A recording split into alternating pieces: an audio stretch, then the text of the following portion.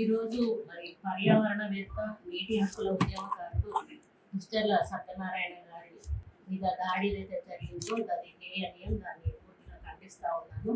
మరి భగవంతుడు అయితేనే, ప్రకృతి అయితేనే, మీరు చెట్లు, పుట్టలు, పక్షులు, పశువులు ఆయన ఏవైతే ప్రేమగా పెంచుకుంటున్నాడో, ప్రేమగా చూసుకుంటున్నాడో వాళ్ళందరి ఆశీర్వాదంతో ఈరోజు ఆయనకు ప్రాణహాని నుంచి బయటపడడం అనేది మన తెలంగాణ ప్రభుత్వం చేసుకున్న అదృష్టంగా భావించాలి. ఎందుకంటే ఒక శ్రీశైలం నుంచి ఢిల్లీ దాకా కాలినడకన ఉద్యమాన్ని నడిపించినటువంటి నాటి ప్రధాని అటల్ బిహారీ వాజ్పేయి గారి ముందు ఫ్లోరైడ్ బాధితుల శరీరాలను పడుకోబెట్టిన తెలంగాణ రాష్ట్రంలోని ఫ్లోరైడ్ సమస్య తీవ్రతను దేశానికి తెలియజెప్పినటువంటి సత్యనారాయణ గారు ఆయన జలసాధకుడు. మరి జలసాధన సమితి వ్యవస్థాపకుడుగా కూడా ఆయన చాలా పోరాటం చేయడం జరిగింది.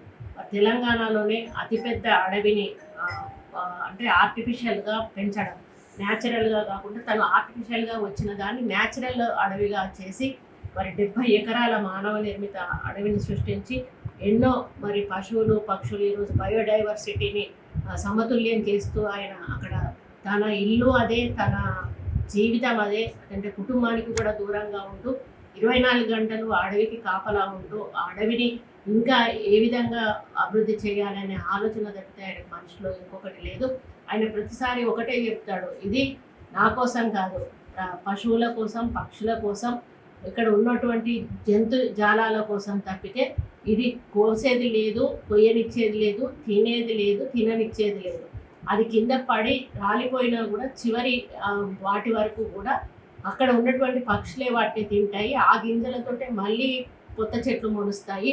అవి పక్షులు తిన్నవి మళ్ళీ అవి మోషన్ వెళ్ళినప్పుడు వాటి ద్వారా విత్తనాలు పడ్డప్పుడు అవి మళ్ళీ అవి కూడా చెట్లుగా మొలుస్తాయి. ఆ విధంగా 70 ఎకరాలను ఆయన ఈరోజు సాధించగలిగినాడు అంటే అది మామూలు విషయం కాదు. ఈరోజు మన అడవులలో చెట్లను మనం కొడుతూ ఉన్నాం. కొట్టడం వలన మనకి ఈరోజు గ్లోబల్ వార్మింగ్ అనేది రావడం వలన మనకు ఆరోగ్య ప్రాబ్లమ్స్ వస్తున్నాయి. మనకు గాలిలో కూడా చాలా మనకు ఆరోగ్యకరమైన గాలి లేక కూడా అనారోగ్యాలకు గురవుతా ఉన్నాం.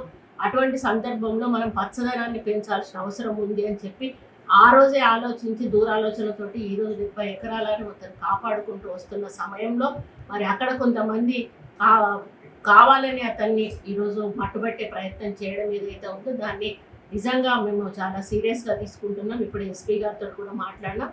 మరి ఈయన అన్ని వేళలా కూడా ఈయన ప్రభుత్వం అండగా ఉంటుంది. మరి ఆయన ఇప్పుడే నేను చెప్పాను, ఎందుకంటే ఈరోజు కొట్టారు, మళ్ళీ రేపు కూడా కొట్టారనే నమ్మకం ఉంది.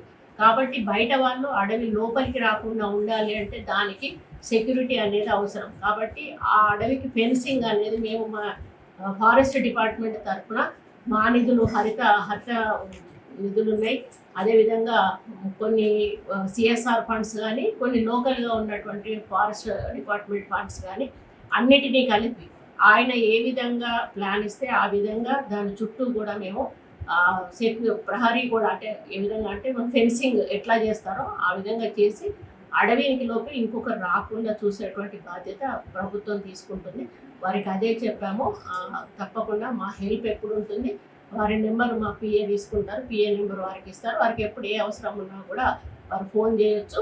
వారు బాగా అయినాక, వారు ఆరోగ్యంగా ఉన్నాక ఒకసారి ఆయన ఇంటికి వెళ్ళిన తర్వాత మేము కూడా వారి అడవిని సందర్శించడానికి వస్తాము అని చెప్పాము. మేము కూడా మా టీం అంతా కూడా, ఎందుకంటే ఓన్లీ అడవి పెంచడం కాదు, అందులో రిజర్వాయర్స్ను కూడా ఆయన మెయింటైన్ చేయడము అనేది అది మామూలు విషయం కాదు. రిజర్వాయర్స్ ఒక 3-4 పెద్ద పెద్ద రిజర్వాయర్స్ పెట్టడము, మళ్ళీ దాంట్లోంచి పక్షులకు వేరే విధంగా వాటర్ అందించడము అంటే అది ఎంత శ్రమ అంటే అది దాన్ని ఏమనుకోవాలంటే ఒక యుద్ధం లాగా అన్నట్టు, ఒక యుద్ధం లాగా ఆయన తీసుకొని చేయడం అనేది అది అభినందించదగ్గ విషయం. ఆయన నాకంటే వయసులో పెద్దవాడు కావచ్చు, చిన్నవాడు కావచ్చు, ఏది ఏమైనా కూడా ప్రభుత్వం తరఫున వారిని అభినందిస్తూ తప్పకుండా ప్రభుత్వం ఎప్పుడు అండగా ఉంటుంది. ముఖ్యమంత్రి గారు కూడా మరి ఆయనను కొట్టారు, అక్కడ సూర్యాపేటలో ట్రీట్మెంట్ తీసుకుంటున్నారు అన్న వార్త వినంగానే వెంటనే నిమ్స్కి షిఫ్ట్ చేయండి, ప్రభుత్వ ఖర్చులతోటి తనకి వైద్యం అందజేయండి అని కూడా చెప్పడం జరిగింది. మరి నేను లండన్ నుంచి రావడం జరిగింది. మరి ఈరోజు వచ్చి వారిని పరామర్శించి వారికి మా సపోర్ట్ ఇస్తూ ధైర్యంగా ఉండమని వారికి మనోధైర్యాన్ని ఇస్తూ మరి వారికి అండగా ఉంటామని తెలియజేస్తూ సెలవు.